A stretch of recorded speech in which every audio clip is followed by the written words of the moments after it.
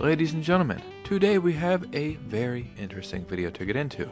And I say that every day, but I really mean it today.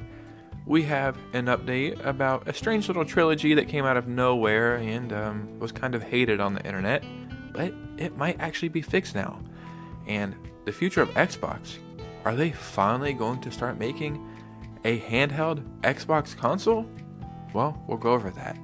And then we might have a look into the Switch 2 launch lineup.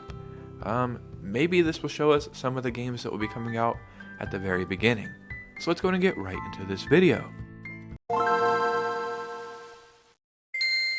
So while it's another day and we don't have any official Switch 2 news coming from Nintendo, there is still a bunch of gaming news coming out. And yeah, it's very interesting stuff.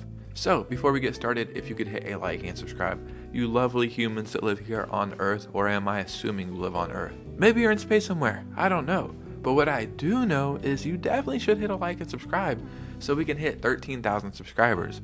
We need like 70 more. So yeah, do your part. That would be awesome. And let's go and get right into the video. So if I were to ask you, what is the most iconic gaming series of all time? A few of them would probably come to mind right away. Maybe Pokemon, maybe The Legend of Zelda, maybe Halo, or maybe Grand Theft Auto. I don't know why I picked those four, but I was trying to get to Grand Theft Auto. On the Nintendo Switch, do we have Grand Theft Auto? Well, we didn't for the longest time. Whenever people would ask me, hey, we have no GTA, what should I play? I'd always just recommend Saints Row. But then, there was hope. The Grand Theft Auto trilogy was coming to the Nintendo Switch, as well as other places, and yeah, I was very excited. It had GTA 3, San Andreas, and Vice City. I don't know if they came out in that order, but those are the games. Vice City is one of my favorite games of all time. I grew up in Florida. The whole Miami setting is just amazing, and you can even play it now and it still holds up. San Andreas still holds up. GTA 3, not so much. But what was the quality of these games when they came out? I truly don't even know how to explain it. It looked like they ran the graphics through AI or something and said, look, you know the Grand Theft Auto trilogy? Make those graphics, but make them ridiculous. Make them dumb. Make them look uncomfortable or something. The graphics were not great. Some of the actual game graphics and features were missing. Some stuff was pretty wonky. And it was just a bad time. But now, ladies and gentlemen, it actually might be fixed finally. Grand Theft Auto Trilogy receives a surprise update, and here's what included. Ah, damn it, but there's no Switch version yet. Damn. I was actually about to re-download this and play this, but I guess not. At least not yet. A content creator and Rockstar Intel writer, blah blah blah, known as Sense Potato. Shout out Sense Potato, man. I shared a breakdown of this update detailing the 10 biggest changes in this new patch. Here's a rundown. Classic lighting, which is great. Fog is back. Grove Street games removed from studio list and main menu.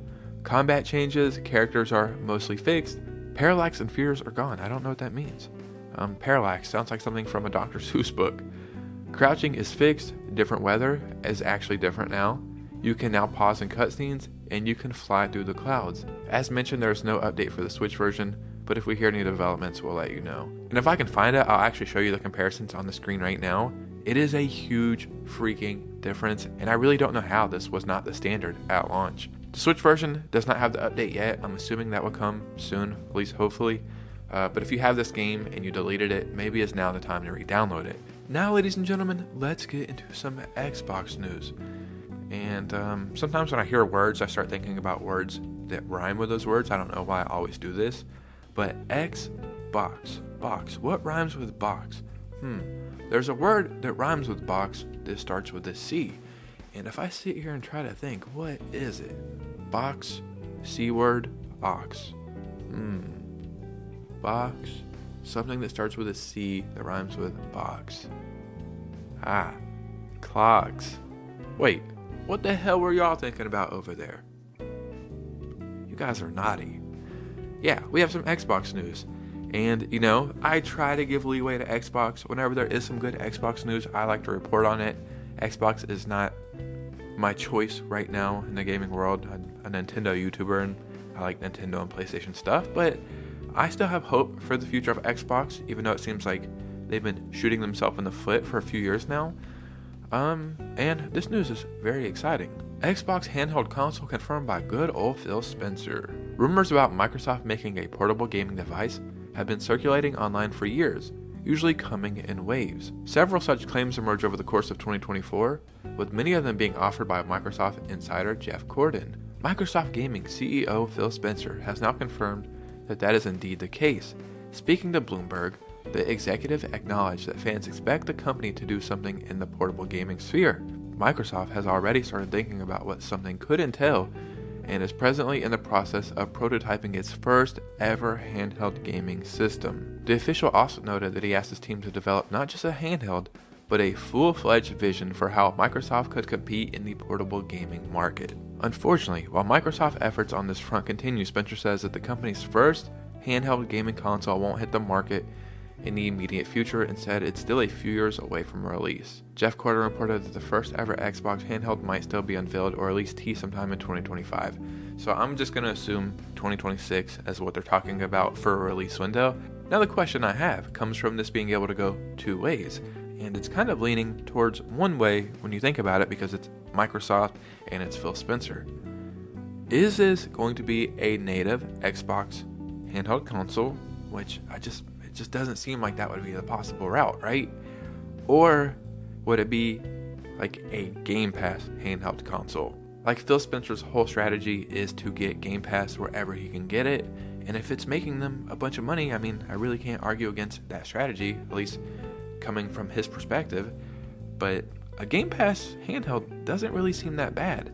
I don't have a Steam Deck, so I can't speak from experience, but I'm pretty sure you can get Game Pass on Steam Deck, right? Like, are you streaming the games or do you download them to the Steam Deck? I really don't know how it works. So would this be the same case? Would you download them to this console, or would it be like a PlayStation Portal thing where you're streaming them to the console? I don't think that would be the case, actually. If I were to bet, I would put money on it being a Game Pass device, and to be honest, I really don't have a problem with that as long as it works well. Like, I sold my Xbox twice now. There's not really anything there for me, but if it's not a streaming console and you can actually download the games and take the console wherever you want and play those games, I would jump on that in a heartbeat. When I'm thinking about the Switch 2, it's very exciting because we're hearing about all these features that the console will have and the capabilities it might have, but the number one question we really do have is launch games, or Switch 2 games in general, but specifically launch games. We've got so many freaking Mario games in the past year, so many games, and then we've also got a bunch of Zelda games now. What did they launch the Switch 2 with? Do we not get a Mario or Zelda game at all? Maybe it's Pokemon, or maybe it's just a bunch of third-party games, which wouldn't be a bad thing because I think that's really what's going to sell this console the next generation. Since the console will be more powerful, I'm assuming we're going to see a lot more developers that didn't make an appearance on the Switch show up for the Switch 2. So this is being highlighted by Stealth40k over on Twitter. Great Twitter page if you're into this whole gaming news thing. It feels like Nintendo gave us a sneak peek of the Switch's 2 support out of the gate with this list of publishers and developers they want a strong relationship with. But as you can see right here, they want to highlight that they are strengthening a relationship with software publishers. A lot of these we do see quite often on the Switch, but yeah, I wonder who will show up more. One that's sticking out immediately for me is From Software. I really don't think we got any From Software games on the Switch. And you know, we had that leak come out recently that a port of Elden Ring is allegedly going to show up next holiday season or next November for the Switch 2. Like, that's going to be the launch of the game. So seeing From Software on here kind of backs up that leak just a little bit. A lot of these publishers might show up in the launch games or in the launch window for the Switch 2. And that's freaking awesome, man. This really just confirms, like, the Switch 2 will be as powerful as at least a PS4 Pro. Just seeing From Software on here. Like I said, there's probably some stuff on here that's popping out more at you guys, but that's, this right here has me in a daze. I am hypnotized by this. Also seeing Atlas right here, maybe we will get Persona 3 Reload, and then I heard or read somewhere that Persona 6 is also going to be on the Switch 2, so that's very exciting. Another big one that's sticking out to me is Microsoft. What could that mean? Could that be Game Pass? Or doesn't Microsoft make like the Ori games and a few other things maybe? I don't know. But ladies and gentlemen, you guys know that your opinion matters most over here, so I would love to hear from you guys in the comments below. As always, if you made it to this part of the video, I am forever indebted to you. I am so grateful for you. Thank you for clicking on this video and watching it. If you could follow me on Instagram, that would be really cool. And make sure you hit like and subscribe on the way out. And you guys know me, I'll see you very soon with a new video. Peace out.